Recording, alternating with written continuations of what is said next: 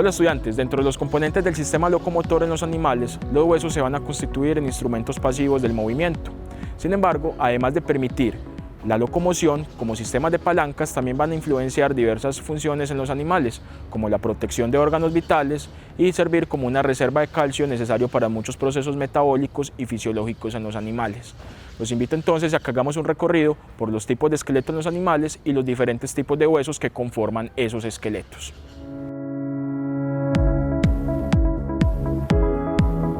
Sobre este modelo de esqueleto equino vamos a hacer las salvedades acerca de las características del esqueleto en los animales. Primero definamos qué es el esqueleto. El esqueleto se define como el conjunto ordenado de los diversos huesos que conforman un animal.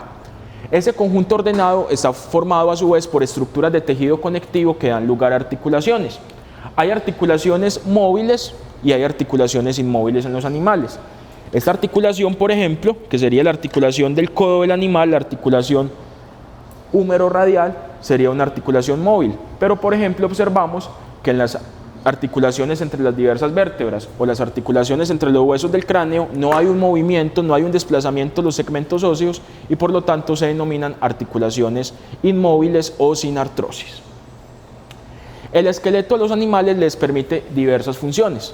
La principal es que le da forma al cuerpo, ¿sí? Ese conjunto ordenado de huesos va a brindar unas características morfológicas a cada una de las especies que a su vez nos permitirá diferenciarlas unas de otras. Por ejemplo, yo sé que este esqueleto es de un equino por rasgos morfológicos asociados a sus huesos, como puede ser el número de costillas, que para el caso del equino son 18 pares, mientras que si lo comparamos con un esqueleto bovino, tan solo estaríamos hablando de unos 13 pares de costillas. Entonces lo primero es que le permite al animal tener una forma definida gracias a las características de sus huesos. En segundo lugar, el esqueleto le permite a los animales la protección de órganos vitales.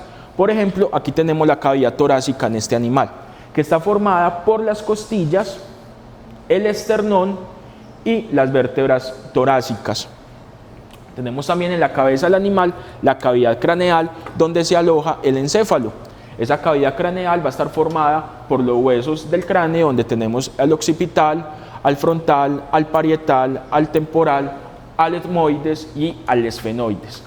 Como lo podremos detallar en el video del sistema nervioso, las vértebras también permiten la protección de la médula espinal. El conjunto ordenado de las vértebras me va a formar el canal vertebral y a través de este canal vertebral la médula espinal recorre el dorso del animal. Otra cavidad que se forma en el animal gracias a sus huesos es la cavidad pélvica o pelviana, formada por el hueso sacro y por el hueso coxal o pelvis.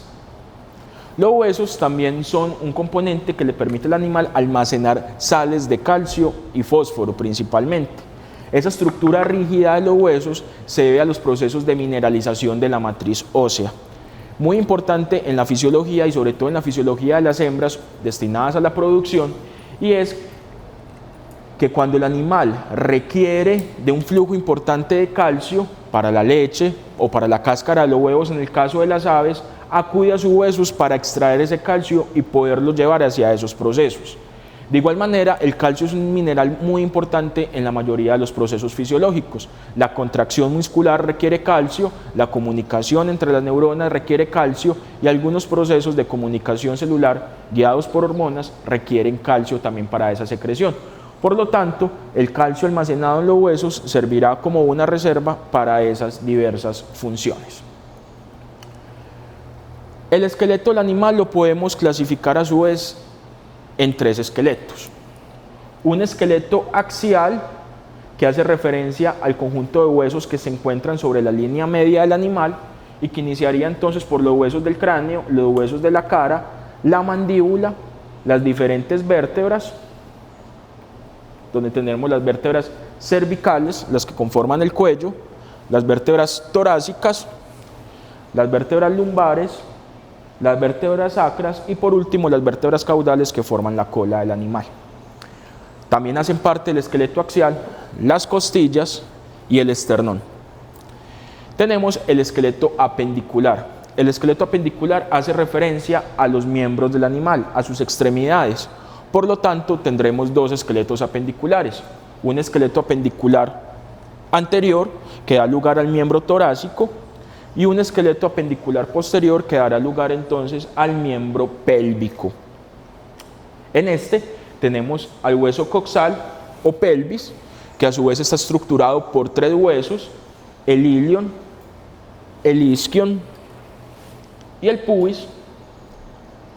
Tenemos el fémur, la patela, la tibia y la fíbula, que en la mayoría de los animales es rudimentaria, el tarso, los huesos metatarsianos y las falanges.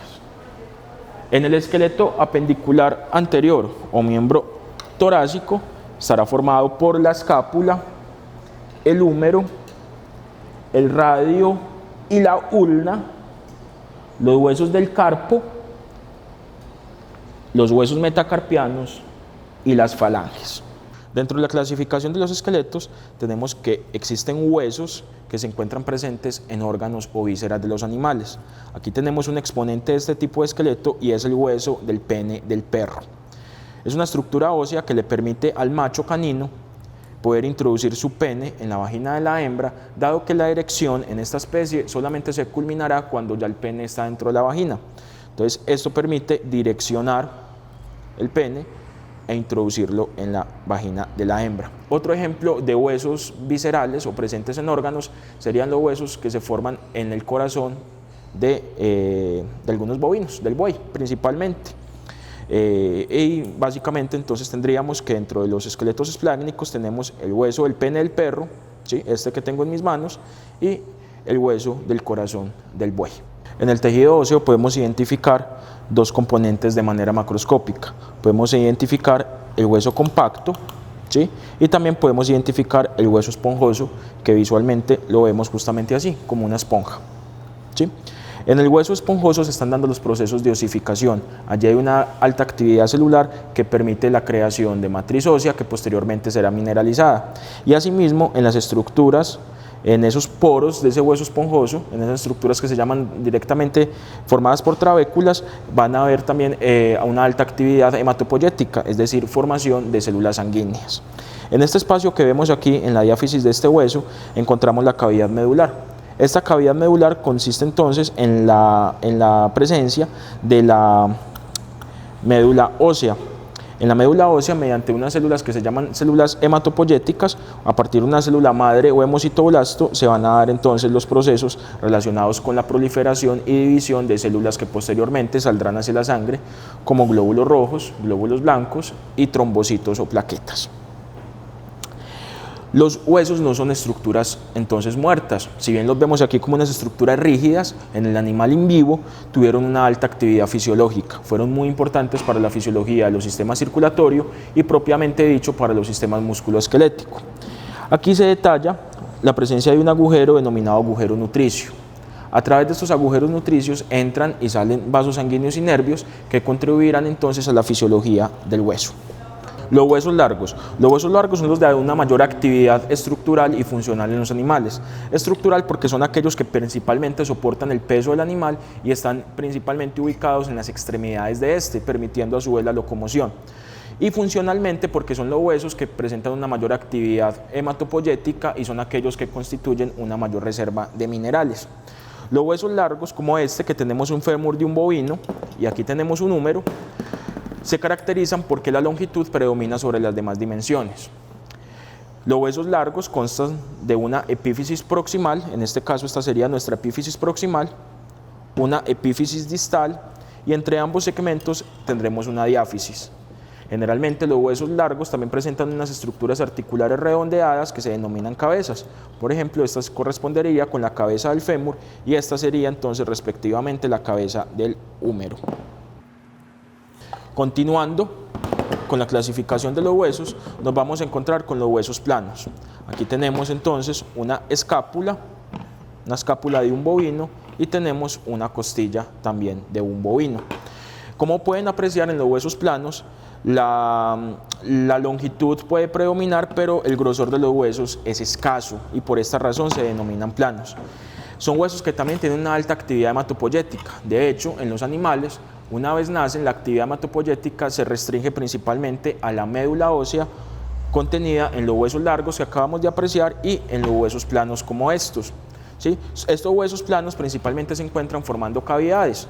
Por ejemplo, las costillas y la escápula ayudan a la formación de la cavidad torácica en el animal, donde se van a encontrar protegidos los órganos respiratorios y el corazón. En los huesos cortos tenemos que todas las longitudes son muy similares entre sí, o todas las dimensiones, perdón, de los huesos. Son huesos ligeramente entonces de una forma cúbica. La principal función de los huesos cortos es la absorción de impactos durante el desplazamiento del animal.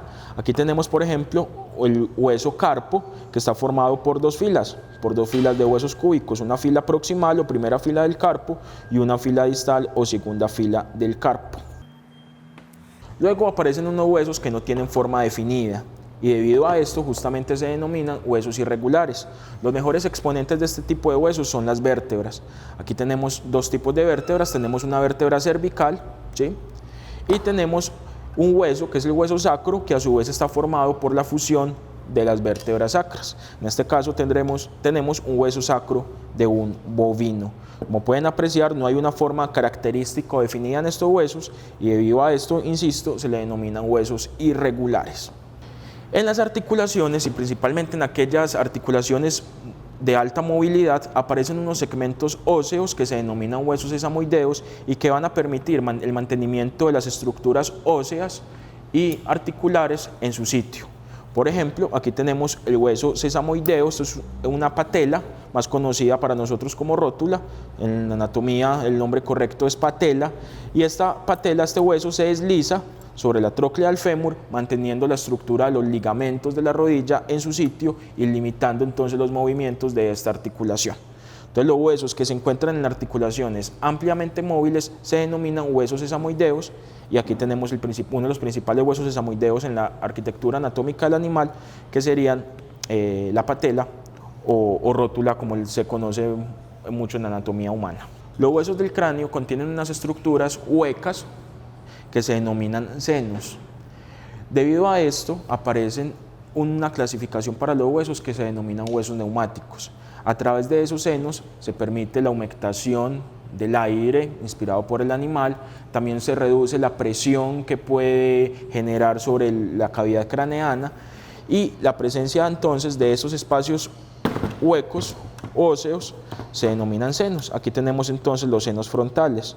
Particularmente el hueso frontal es un hueso neumático. Habría que hacer la salvedad de que en las aves, como una adaptación al vuelo, sus huesos largos también constituyen huesos neumáticos. Entonces aquí tenemos los senos frontales.